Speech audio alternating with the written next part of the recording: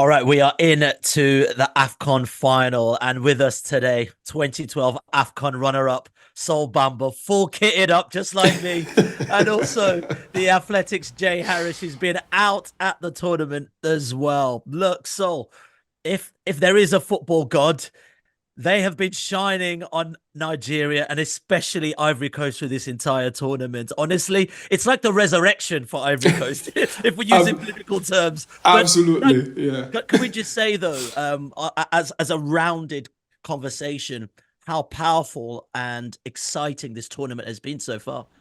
Yeah, it's been huge. I think for our point of view, like you said, Ayo, is the right word. It is resurrection, massively.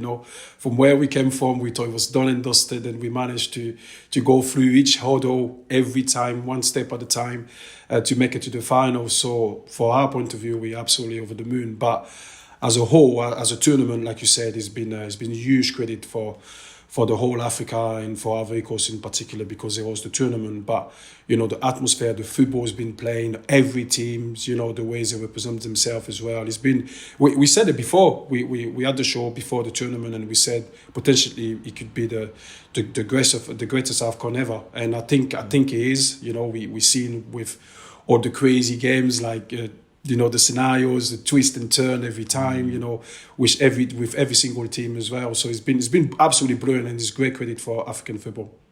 From your perspective, how important is it that the host actually made it to the final? Because, as we said, it was touch and go for sure, but you'd like to think in terms of a marketing of this tournament. You've got the most populous country in Africa, Nigeria, and then you've got the host together clashing head to head. Also, everyone knows the history here, previous history between both teams. Yeah, I think we couldn't ask for any bigger games, and a better final, if I'm honest. I think, yeah, I'm a bit biased by, you want the host to go as far as possible to keep the atmosphere around the teams and the country buzzing and that. But I think it go beyond that, like you said, you like the rivalry between us two. Two massive powerhouses of African football. As a marketing point of view, like you said, it'd be huge, and I think everyone's looking forward for that final. I mean, yesterday South Africa done very, very well, credit to themselves against you guys, but it's always going to be difficult. But I think you spot on marketing wise. I think we couldn't ask for a bigger game. It'd be massive. I know that it's a final. It's a big rivalry between us, and it's going to be huge. I can't wait. Yeah, you slipped into my DMs last night saying, "Here we go again." dot, dot, dot. Here we go again. 2013. You remember the group stage, bro? Quarter-final. Who knocked Ivory Coast out? Niger boys. Yes. And I've got to give you that because I give you a lot. Before the game, you were very humble and quiet. So now you can give me that. But the revenge is coming on Sunday, let me tell you. All right, Jay. I mean, look, I swear, I think you've probably lost a little bit of weight from the heat and the dancing. I saw you at Jabril Cisse's gig, man. You're enjoying Abidjan a bit too much. How's it going out there for you? Yeah, it's been amazing. Just to talk about the context of when I arrived, it was maybe 5 hours after that 4-0 loss to Equatorial Guinea. So I'm thinking, great, I've come to the party, but and it's already finished. And I asked the taxi driver what happened, and he just went, "The elephant is done." And he just made this hand gesture as if the conversation's over, let's move on. So to then witness, as Sol said, the resurrection over the last few weeks has been absolutely brilliant. The Senegal game, when they won, like the crowd were just going absolutely crazy. And I think from that moment onwards, the belief has been there. But it's just a constant party in the streets. It's kids running around with the flag painted on their faces. On the way to the game last night, I saw a man stood on an advertising billboard about 30 feet in the air with two flags next to him. It's just, you just see people going absolutely wild out here. Horns honking from cars, people running around, motorcycles doing wheelies, kids chasing after the motorcycles. It's been so much fun. And yes, I couldn't resist going to a Jabril Cisse DJ set. That's something I had to tick off the bucket list. Yeah, I love it. I love it. Honestly, I've been following you on Instagram. Some of those pictures and your stories have been really, really fun. So for the nation itself, and Jay alluded to it there, that this roller coaster of emotions where you think it's done. And I remember when it looked like Ivory Coast were going to go out of the competition, the scenes were so I don't know, disastrous. People were literally throwing the flag on the floor. People were complaining to the camera saying, look, we should be doing better than this. They were so Yeah. disappointed. But then the drama of sacking the coach and then the assistant coach comes in. And Yeah. from then onwards, it's been going up and up and up. And Ivory Coast have been firmly in this competition. You know, the first nation to be in the final in 18 years. This is Yeah. massive, man.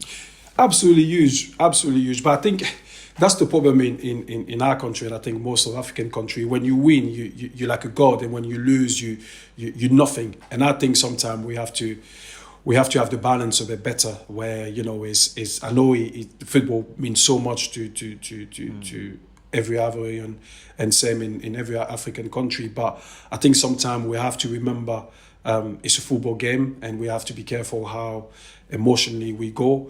But this is Africa. That's why we love it. We're used to it. But when you lose game, is everything is so bad, and that was the case. And I think he go beyond that as well, because I think we felt like it was a shame, and everyone will laugh at us, and it's nothing worse than that, and I think that's why the fan went crazy. We lost 4-0 at home. The world is watching, the stadium is the name of our president of the country. It's so many things like after that game. So I understand why the fan was so upset. But because we were at the bottom, it's only one way, and the way is up. So, we played, thanks God, through Morocco, we qualified. And after that, we have nothing to lose. But I think we have to remember as well, the games we've been playing, and we've been better now, is only right, of course, because we come in from, far, and we didn't perform the first 3 games, sorry. So people said like, oh yeah, we better this and this, but we only are at our level, really. We're a big nation in Africa. We should have done better, and that's what we're doing now. So it's only why we are where we are. We need to remember that. Yeah, Jake, from your perspective, and you're sort of standing on the outside as a journalist watching this, what do you think has then made this tournament so unpredictable? Morocco, World Cup semi-finalist out. Senegal, the strongest team really in this tournament, looking like the strongest team out. Egypt, all-time holders of the African Cup of Nations out of the tournament. Cape Verde out of nowhere. Angola out of nowhere, doing incredible bits in this tournament. From what you're seeing, what has made it so unpredictable? Can I just quickly say, because obviously Sol was giving thanks to Morocco, but I've just, I'm currently at the media centre, and I've just got out of a taxi, and there was a Morocco flag in the front of the taxi. When I was at the game last night, I saw multiple Moroccan flags. Now, Respect. I've said it many times, my heritage is Caribbean, but out here, everybody thinks I'm Moroccan. So I've had people coming up to me saying, honestly, I've had so many people come up to me saying, Merci Maroc, and calling me Habibi and all sorts. So that just gives you an idea of how much people love Morocco out here. Just say shukran, thank you very much. That's what I do. In terms of why it's been so unpredictable, I think what we've kind of seen is that the teams that have the best structure and are not necessarily based around individuals are the ones that have gone the furthest in the competition. Even Nigeria, we spoke before the tournament, and this Nigeria team was supposed to be the great entertainers. You've got Osimhen, you've got Chukwueze, you've got Lookman, but it's your defense that's been impeccable. And even with Ivory Coast, I think what's made the big difference is that Emerse Fae started playing Jean-Michael Seri at the base of the central midfield, and he's really kind of kept everything together. And the defense has been far more solid, although Kasuna was excellent against Senegal and had a bit of a disaster against Mali. But I think the team just structurally is far better.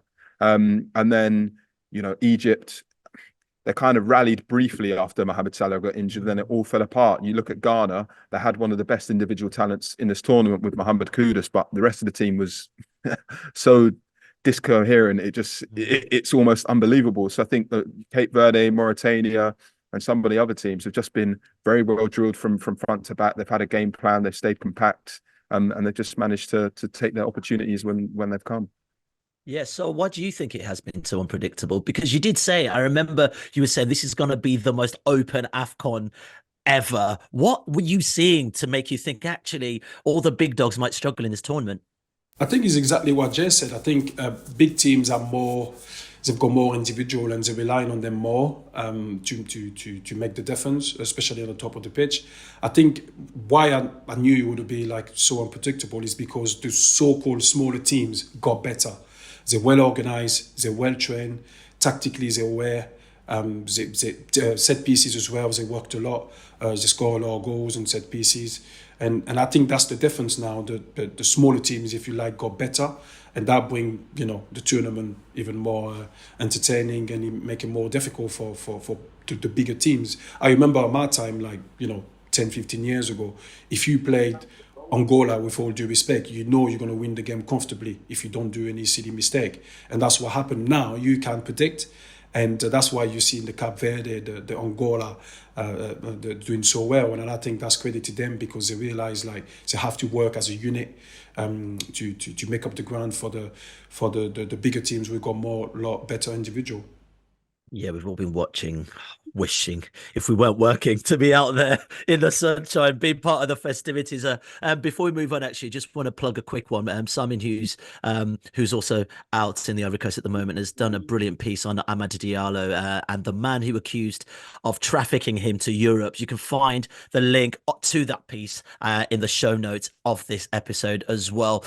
Let's move on. Let's talk about AFCON and how we measure success here. Simon talking about, come to the Ivory Coast. And I think, Sol, there's a bigger conversation around the PR of Africa here. I remember when we did the sort of preview show, you were speaking about how the president and the officials really wanted to make this a tournament to remember, but also they wanted stadiums to be really good. They wanted infrastructure to be good. They wanted the experience of the fans to be like going to Qatar or going to a proper World Cup. Is that how they will measure success of this tournament, as well as the great football? Yeah, absolutely. I think obviously the football helped because that's the main event, but the side, like the infrastructure, the stadium, the referee, the hotels, the training ground when they go and train, the buses, no traffic, all that counts. And you're absolutely spot on when you said we try to copy the European of the when is a World Cup and that, and I think that's very important because we need to be taken seriously, and if you don't have all that in place, you're never going to be taken seriously. Every single person I had a chance to talk to, they said it's been the best tournament ever because of all this, because of all the infrastructure in place. It's no trouble, everything is well organized, and we definitely measure success with this as well as the football. And I think we have to give credit to the official because they've done very well. It wasn't easy. We were late a couple of months ago with stadium and the hotels and everything, but they catch up, and it's been a credit to Africa and Ivory Coast, definitely. The thing is, you say we've been late and stuff, but I mean, Wembley was late. I mean, it's not, and I think I do think we have to have it all in context. Putting on a major tournament like this is never going to be easy, especially with some of the issues surrounding African countries and whatnot. Jay, for you as a journalist in that respect, how have you found navigating it? How have you found getting around? How have you found the organization from your perspective? I was just going to quickly say, when we're talking about kind of like the overall impact of the tournament. Remember speaking to Sol before Christmas, and he said that when he was growing up as a child, AFCON was more important to people from Africa than the World Cup for different reasons. And a big part of that was because they, often didn't have great success at the World Cup, and an African team still not won it. And being out here, I think I might have been officially converted. I won't lie. It's just something that, until you're out here attending these games, seeing what it means to the people, seeing what it means to the journalists, seeing what it means to the players, I feel almost like ashamed to say I didn't quite realize how big it was. When you're back home in England, in London, or wherever you are in Europe, you do kind of exist in a little bit of a bubble, and a little bit of a Premier League bubble. And when you come out here and you just see how intense it is at times, and you see how many journalists are, just look at what happened with Ghana when they got knocked out, and you've got all of these Ghanaian journalists blocking the media bus from leaving and demanding answers. You just see the intensity of it. For me, getting around's been like okay. I'm sure Sol can attest that the traffic in Abidjan is absolutely chaotic. I don't know how many lanes of traffic there are. People just invent new ones. I think there's been maybe like a few teething issues in terms of like the organization, sometimes for journalists and for media buses getting to the grounds and things like that. But it always happens. Nothing's ever perfect. And I think the vast majority of stuff has gone pretty well. And it's been a joy, really. I think the access to players and managers has been really good as well, especially from Nigeria. They've often been quite open and allowed people, into the team hotel to interview players and things like that.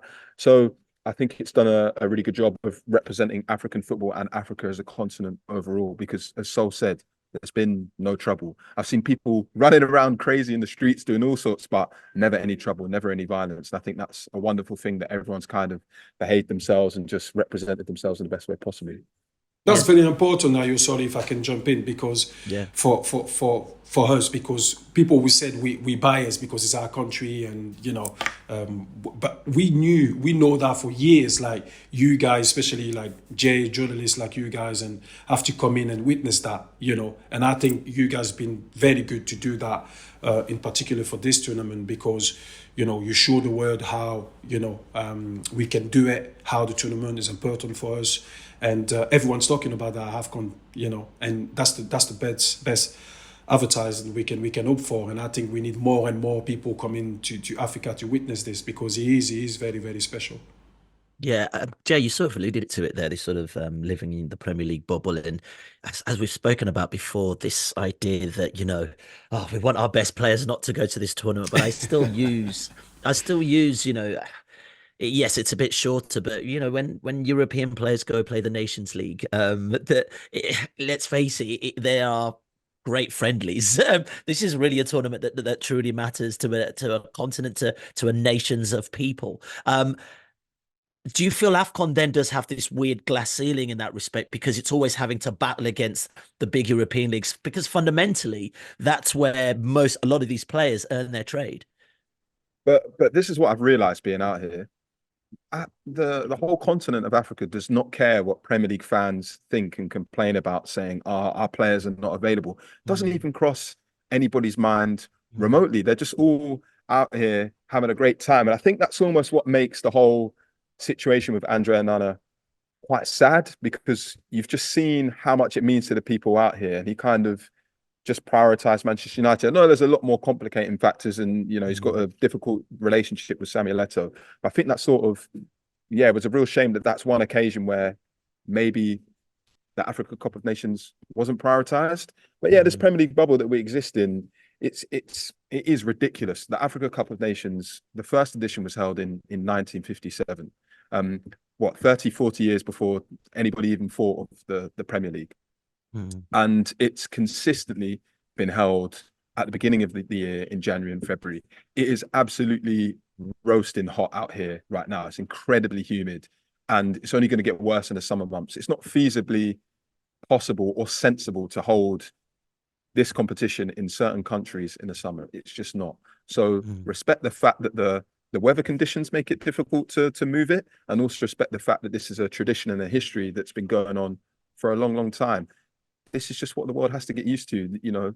Other competitions shouldn't revolve around the Premier League. Yes, the Premier League makes an incredible amount of money, and it's one of the most watched leagues in the world, but it doesn't mean it should stand on this grand pedestal ahead of everything else. So I think people just need to, like I said, come over here and experience it and realize how magical it is, and realize actually, of course, I've been keeping up with Premier League games while I've been out here, and especially Brentford ones.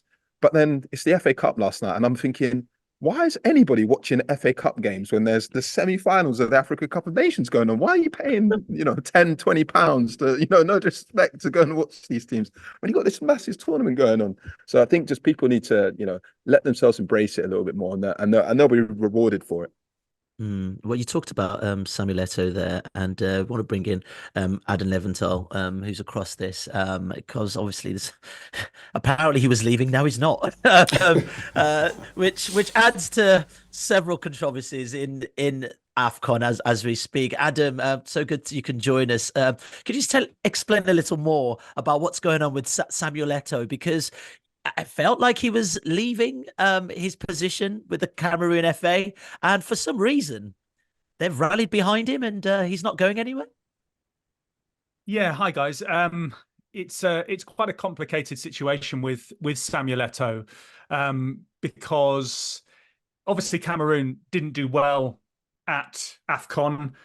They disappointed once again. There was the controversy with Andre Onana, leaving Manchester United in a hurry, turning up, then not playing, then playing a game, and then being on the bench twice, and then not playing, as they sort of crumbled eventually against Nigeria in the knockout rounds. And there was, a big focus on their performance overall. There was a meeting that was held by Fecafoot on February the 5th, and it was basically concluded that despite Samuel Eto'o offering his resignation, that actually he was doing a good job. And everyone resolved to stick by him. Surprise, surprise, the president of Fecafoot would stay on and continue in the role that he's been in since December 2021. But there is obviously a different background to the story as well, which is something that I wrote about for The Athletic. So I hear this, and so you can jump in here as well in terms of the controversies around the tournament and all that kind of stuff. But do you think this has a lasting damage to African football, and especially how we're trying to show a much more positive side to things? So Yeah, exactly. I like the fact Adam's telling the story and he's got a smile in his corner because he knows he knows his nonsense, everything happening there in Cameroon, and especially since Eto'o's been there. Listen, all that is I don't even know where to start, because I think he's hiding behind the fact Cameroon's been poor since he's been in power, as simple as that. And that's why you have to look at.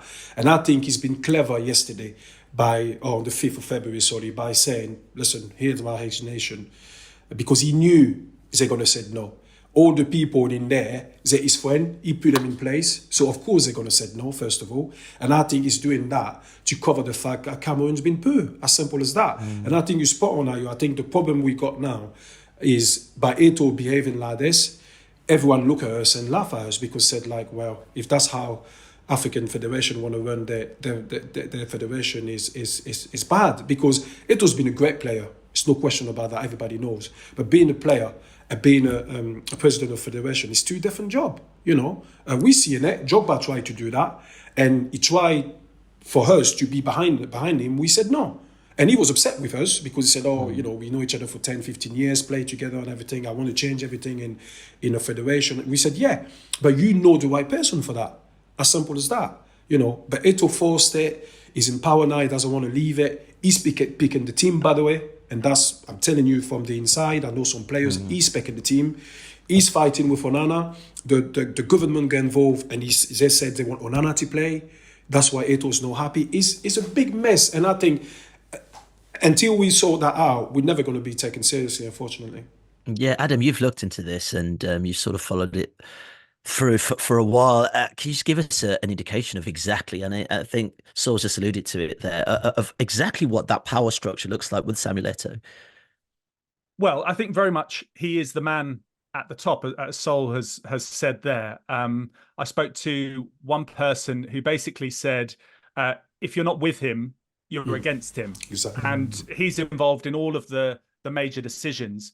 Obviously, the key controversy that is hanging over Samuel Eto'o, and there have been quite a few since he took over as the president of Fecafoot. He was involved in a tax fraud case in Spain back in 2022. He was given a 22-month suspended sentence. He was fined over £1 million for that. It was linked to his image rights when he was playing in Spain.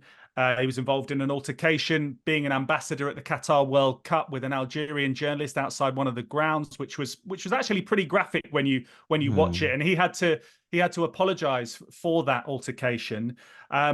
Also, last year there was controversy related to him becoming an ambassador of a betting company, and I'll get on to the match fixing in a moment, but the betting, or the alleged match fixing, I should say, the betting association is actually really quite strange, because FIFA rules outline the fact that you're not allowed to have any association with a betting company, if you're an official, a player, a manager, an agent, an associated agent, all this sort of stuff. And FIFA, when I approached them, were basically saying, look, we don't go into ethics committee investigations, etc., etc. But also they weren't willing to confirm whether an official applies to being a president of a football federation, which I just found quite remarkable. But in terms of the allegations, CAF are investigating allegations of serious improper conduct, which have come from claims made by various stakeholders in Cameroonian football. And they center on allegations of match fixing, of influencing referees, sort of threatening behavior and things like that. So they are really, really serious claims that CAF are investigating. And it's sort of been hanging like a cloud, you know, in terms of Cameroon, not obviously the whole tournament, because the tournament has progressed and there's been some fantastic occasions. But you just think, while this is going on, and whilst the president of a football federation is involved with these sort of allegations, when we saw similar, or we saw different, swifter action taken against Luis Rubiales and his controversies after the World Cup with the Spain women's team and his unsolicited kiss, etc., etc. He was suspended. I think people in Cameroon have been saying, and they sent an open letter, the stakeholders sent an open letter to FIFA saying, hang on a minute, why are you treating these two things, very different allegations, obviously, but why are you treating these two things very differently? It's almost as if you're treating, you know, an African federation as something very distant. Oh yeah, maybe something's happened over there, maybe something's happened. But meanwhile, you've got a UEFA association with a lot of spotlight on it being treated very differently. And I think there's a lot of anger about that. Yeah, honestly, Adam, thanks so much for that. Really appreciate it. And thanks for dropping in with the heavy newsline. I think it's actually needed just for balance anyway, but I really appreciate your time, sir. No problem.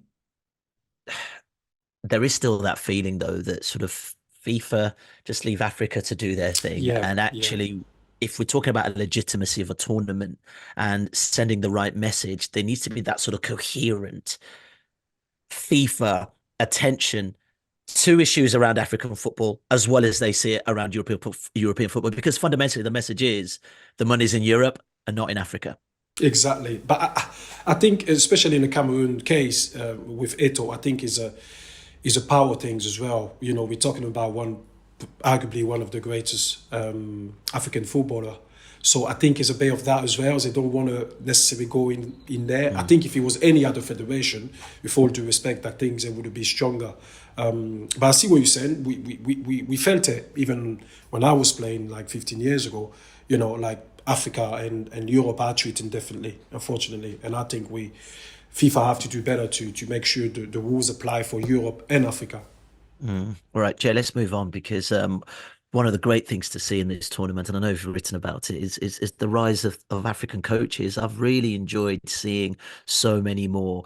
Just tell us a little bit more about that, because I do know Nigeria don't have an African coach, but the last time we did win AFCON, we did. He's not with us, Steve Keshi, the great guy. He's not with us anymore, a Nigerian legend. But yeah, it's quite refreshing to see from my perspective anyway.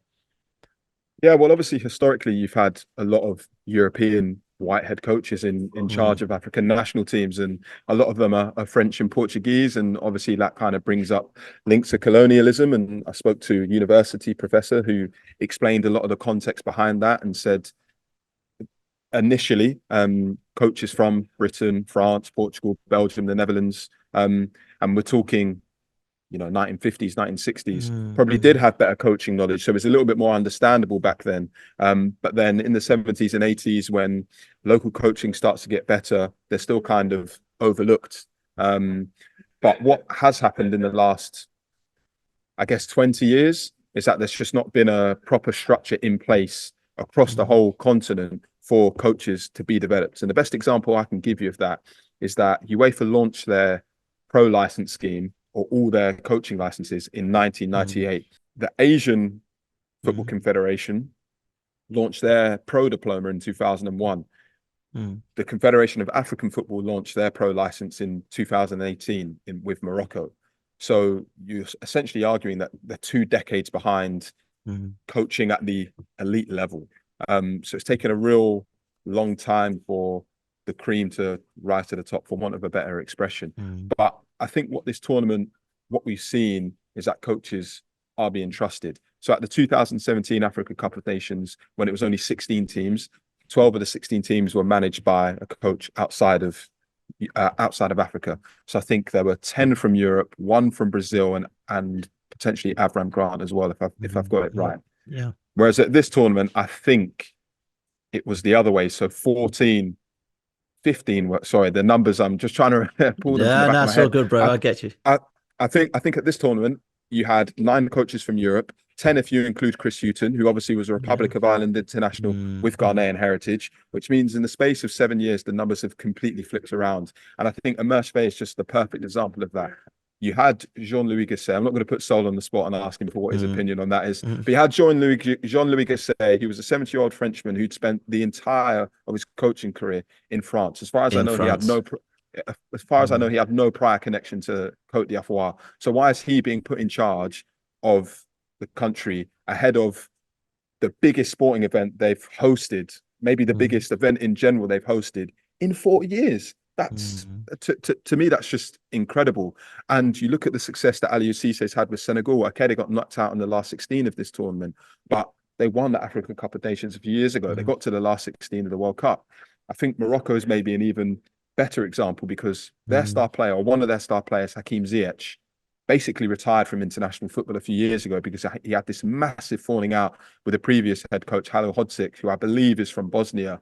And the first thing Walid Regragui does, who's a French-born Moroccan, is basically brings Ziyech back into the fold, and he really fosters that sense of community. So I think what we've seen at this tournament and in the last couple of editions is that just trust in your local coaches. But the flip side of that is that the development and structure for developing those coaches still needs to improve considerably.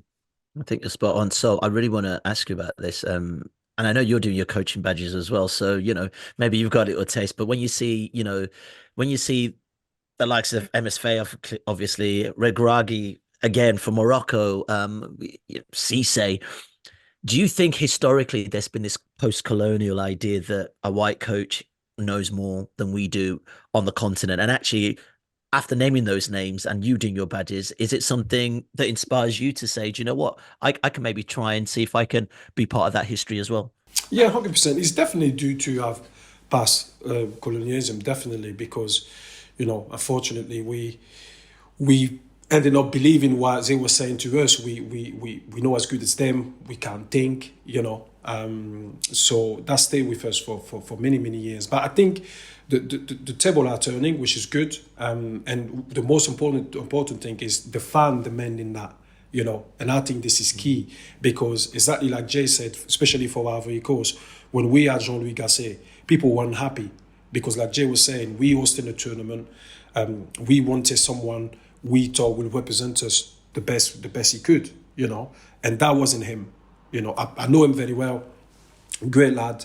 He never managed in Africa before, and there's so many things involved with managing in Africa you won't believe. So he was surprised. That's why he left, and Emerse was there for 2 years under him. So it was only why he's taking over. But we tried to do that for many years. I think our president of federation is Idriss Diallo.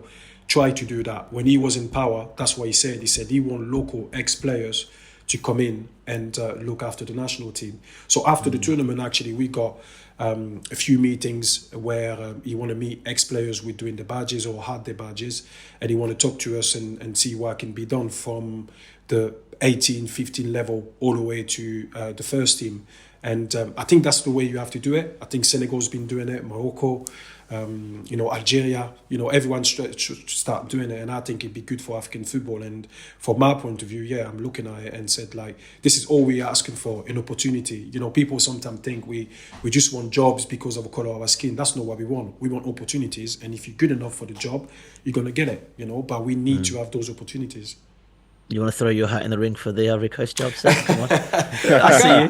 I can't say, but yeah, he was a bizarre couple of weeks, to be honest. And you know, listen. I'm glad Emerse Fae is in charge. You know, I know him very well. I play with him, but it was a question for me to go with him and with Guy Demel, we I know very well as well. I play with him to go and assist him. But obviously the turnaround was too quick. He needed to have someone on site. So Guy Demel went with him, finishing the tournament. And I'm going there tomorrow anyway for the final. And after that, we'll have meetings. So we'll see what happens. Hey, exclusive for the Athletic. This is what we like. Oh man, it'd be lovely to see you there. Maybe you just might be at Nigeria with you at the helm, but maybe. Anyway, let's talk about the match. Sunday, 8 o'clock UK time. It's gonna be a big one. We spoke about how big a rivalry this is between both teams, and so I don't want to say it, but we've already beaten you this tournament already at home turf. Yeah. It's either revenge or you just take it lying down and understand that Nigeria are the dominant team in Africa, no? I know. Listen, I don't want to hear that, but yeah, it's gonna be strange. And to be honest, I think you know, the feeling in the camp will be listen, you know, they beat us before, and you played very well, by the way. You know, defensively you were solid. Get us on the break. It was very, very difficult for us. So I see it going two ways. It's either like, you know, we start again and it's a new game, fresh, and we give everything we go and try to win the game, or we are a bit, you know, worried about the 1-0 loss a couple of weeks ago, and if that's the case, it could be trouble. But I think it'd be the first one, because the way we ended up being on the final, with all the controversy, like beating Senegal and Mali and Congo yesterday, you know, we got nothing to lose, if you like, now. You know, the pressure's still on because it's a final at our home. But, you know, from where we're coming from, honestly, he won't be any scared there, and we're going to do everything to try to win the game. Yeah, how do you think Sebastian Haller's come out of this tournament? Because it's such an inspiring story, right? Especially what happened with him with his health, and look at him now, right? Firing Ivory Coast to the final. How beautiful is that? Oh, he's huge. Even for him, he's a lovely guy. You know, he worked very hard to be at that tournament, and every time he has an interview, he thanks the fans to stay behind him and help him to make the tournament. He thanks his club, because he knew he wanted to make that tournament. So Dortmund let him like train on the side and not necessarily use them for him to be ready for that tournament. And he thanks the staff of Ivory Coast, because, you know, he came injured, you know, and he trained on the side. You know, he was a chance he would miss the whole tournament. So the fact for him like to play and score the winning goals yesterday is massive. But he's a massive player for us, because it's not just his goals. I remember when he came on against Mali, he was huge for us because he hold the ball very well, won a lot of foul. So that helped the team to go high up the pitch. You know, he's a leader. You know, and he scored goals. So he was the missing link we had, and hopefully this time he will start the game again and score the winning goals in the final. Joe, what do you reckon to this final, man? Nigeria, Ivory Coast. It's the one, as they say, if it's boxing, it's the two heavyweights back to back. Let's go. I don't think you can pay too much attention to what happened in the group stages. I feel like most people would say that because just so much has changed in the 2-3 weeks since then. But Ivory Coast's team is different. I think there's no surprise that last night against DR Congo was their best performance of this tournament so far, because two of their best players finally started. You know, Sol's just spoken about him. Sebastian Haller had not started a game at this tournament. Simon Adingra had not started a game at this tournament. Both of those players, when they were pretty much down and out against Senegal, came off the bench and made the difference. And then it's Adingra who gets the equaliser against Mali as well. So I think having those two start a game together was absolutely massive. And I felt that Franck Kessié had his best game yesterday as well, because he's finally, it's no disrespect to Jean-Philippe Crasso, who was kind of deputising for Haller, but he plays for Red Star Belgrade in Serbia. Whereas Haller's played for, well, he's at Dortmund, he's played for West Ham, he's played for Ajax, some really good sides in Europe. And I think you can just see that difference in quality and that threat. So I think if you're Kessié and you're a midfielder who likes to break into the box and get on the end of things, playing off Haller and then Adingra, who's a very clever winger who likes to pop off those 1-2s, is probably perfect for you. So I think Ivory Coast look like they have a plan going forward now, whereas I think 2-3 games ago it was a little bit of, let's just see what Fofana, Sengari and Kessie can kind of do in midfield. And I don't think it was the right blend of players. They're all three fantastic central midfielders, but I don't know if they completely complement each other going forward.